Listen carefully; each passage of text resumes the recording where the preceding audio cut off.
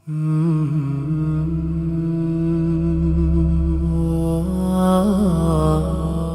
الله الرحمن الرحيم إنا لله وإنا إليه راجعون. Distinguished guests, Your Excellencies, Ulama, Al-Afadil, my dear brothers and sisters, respected media persons, Assalamu alaikum wa rahmatullahi wa barakatuh.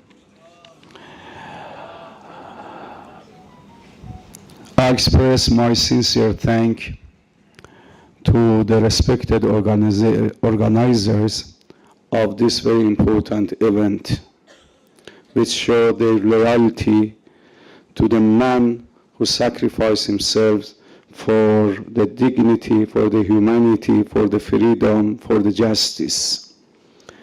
May Almighty Allah bless all of you.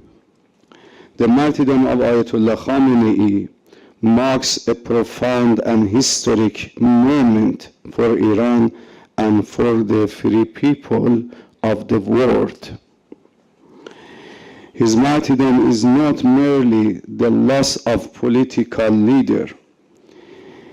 It represents the departure of a spiritual guide for millions of people who saw in him a source of inspiration, resilience, and faith. My dear brothers and sisters, Ayatollah Khamenei was not only a statesman, he was a religious authority, a strategic thinker, and a guiding figure who led the Islamic Republic of Iran through some of the most complex regional and international circumstances of our time. For decades, he stood as a voice of dignity, independence, and resistance against domination. His life symbolized steadfast dedication in the face of immense pressure and a firm commitment to national strength and domination. From a political and philosophical perspective, he represented a unique combination, stability rooted in firm principles together with strategic flexibility in diplomacy and crisis management. This balance allowed Iran to navigate many difficult moments while preserving its national identity and independence. It is important to emphasize that the Islamic Republic of Iran is not a personality-based system. It is a constitutional system built upon institution. Leadership in Iran is an institutional position governed by clear constitutional procedures. Therefore, continuity and stability are structurally ensured. Iran is a nation built upon faith, history, civilization, and sacrifice. Today, grief and strength work together in Iran, while the nation mourns the loss of prominent leader. It also draws strength from the very principle he represented. My dear brothers and sisters, the message to the world is clear. Iran remains stable. Iran remains strong. And Iran remains committed to constructive regional engagement and peaceful international cooperation. My dear brothers and sisters, we are facing two types of word at the same time. The first word, which is easier than the second one, is military words. We are facing these words, an aggression against our country. And we handle it. And the victory will be with us, because Allah is with us. But the second word is narrative word, which is expanded to all the world, is not limited only in our region and in our country. And everyone has a responsibility towards this narrative war, and he has taken out his responsibilities in his shoulder and do his duty and his responsibilities.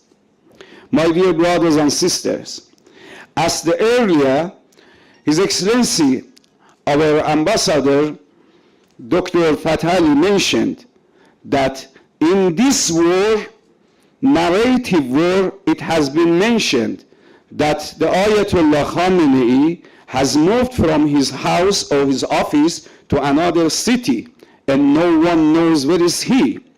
And it has been said that he got refugees to other countries, and he got a lot of millions of dollars.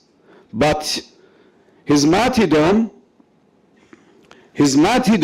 declared everything, that he was in his office, he was in his duties and his responsibilities. Never ever he left his office. Once I asked his security that why you are not moving our leader to another cities, or move him, build for him a bunker in the state basement, safe place. They said that never he accepted that. We asked him, please let us move from this office to another city. He said, if you could provide another city for 90 million Iranians, I am ready after 90 million Iranians to move from my office to another office, another city, another village.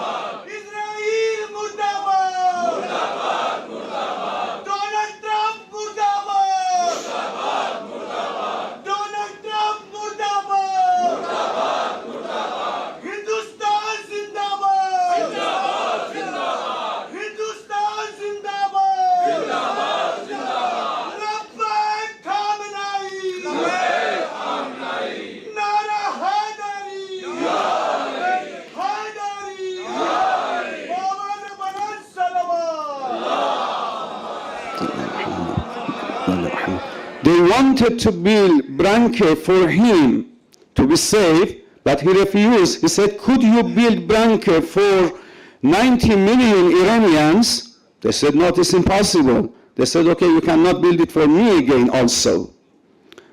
Then he didn't leave his office, his house.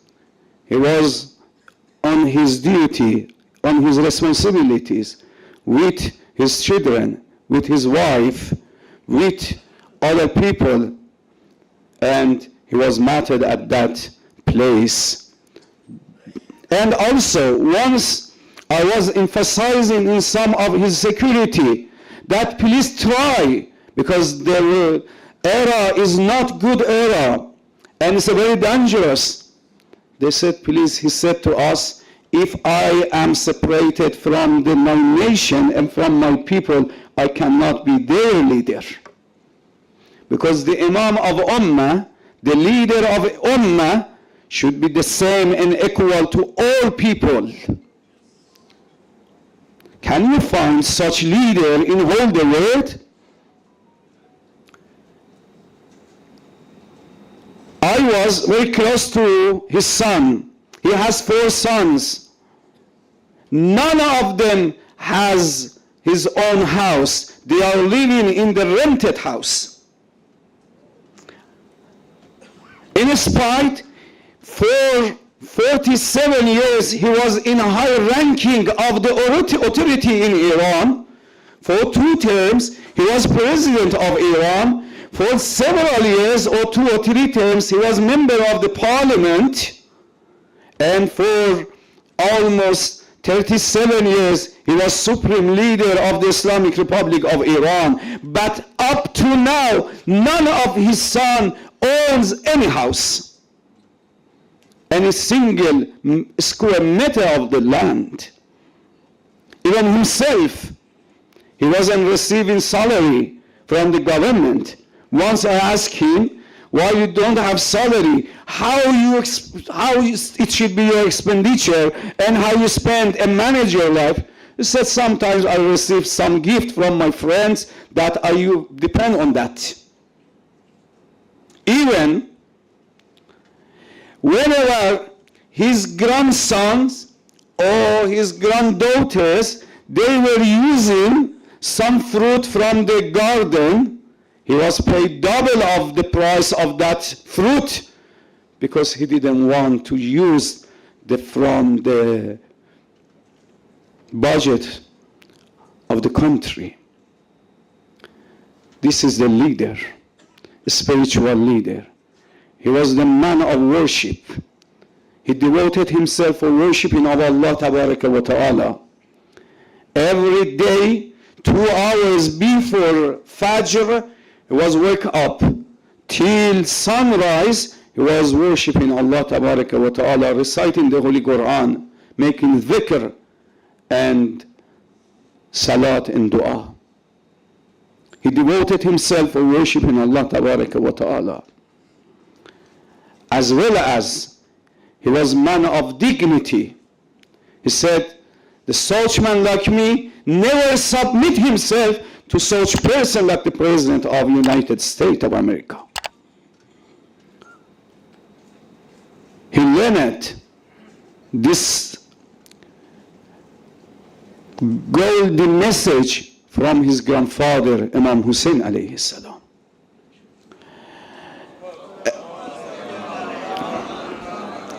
He was man of dignity. He was man of justice. He was man of freedom. He was man of everything.